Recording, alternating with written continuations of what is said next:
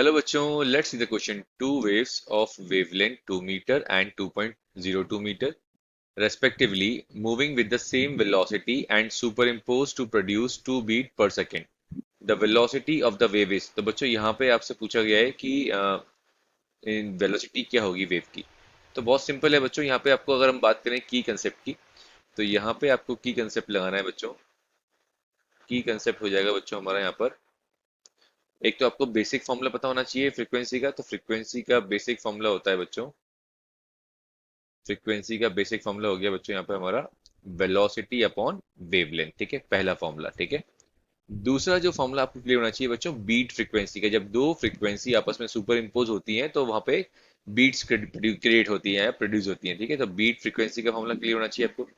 तो beat frequency का formula होता है बच्चों अपना F1 माइनस F2. ठीक है, ये दो फॉर्मूले अगर क्लियर है इजिली इस क्वेश्चन को सॉल्व कर सकते हैं बच्चों.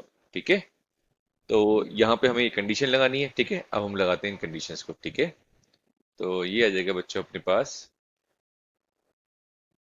यहाँ पे जो हमने पहले कंडीशन लगाई थी, सबसे पहले अगर हम बात करें F1 की, तो F1 हम निकाल सकते हैं. वेलोसिटी हमको गिवन नहीं है बट हमको वेवलेंथ गिवन है. तो वेवलेंथ कितनी गिवन है बच्चों? 2 गिवन है फर्स्ट वाले केस में. ठीक है, और सेकंड वाले के लिए फ्रीक्वेंसी कितनी गिवन है, सॉरी वेवलेंथ कितनी गिवन है, 2.02. अब इसको फॉर्मूले में पुट कर देंगे और हमको बीट फ्रीक्वेंसी दे रखी है 2 बीट पर सेकंड. ठीक है, बीट फ्रीक्वेंसी भी दे रखी है टू प्रोड्यूस 2 बीट पर सेकंड बेसिकली. ठीक है, तो यहाँ पे हम ये कंडीशन लगा लेंगे. 2 इज इक्वल्स टू वेलोसिटी. हमने एक काम किया, एक काम कर सकते हैं, दोनों जब माइनस करेंगे कॉमन ले सकते हैं.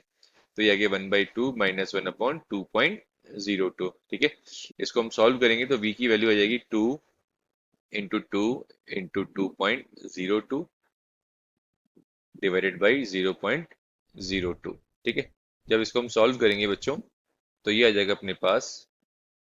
इसको हम सॉल्व करने पर वैल्यू आ जाएगी 404 मीटर पर सेकेंड. ठीक है, तो ये फाइनल जो हमारा वेलोसिटी आ गई इसकी, वो आ गई 404 मीटर पर सेकेंड. तो एक बार ऑप्शन चेक कर लेते हैं बच्चों क्या आ रहा है.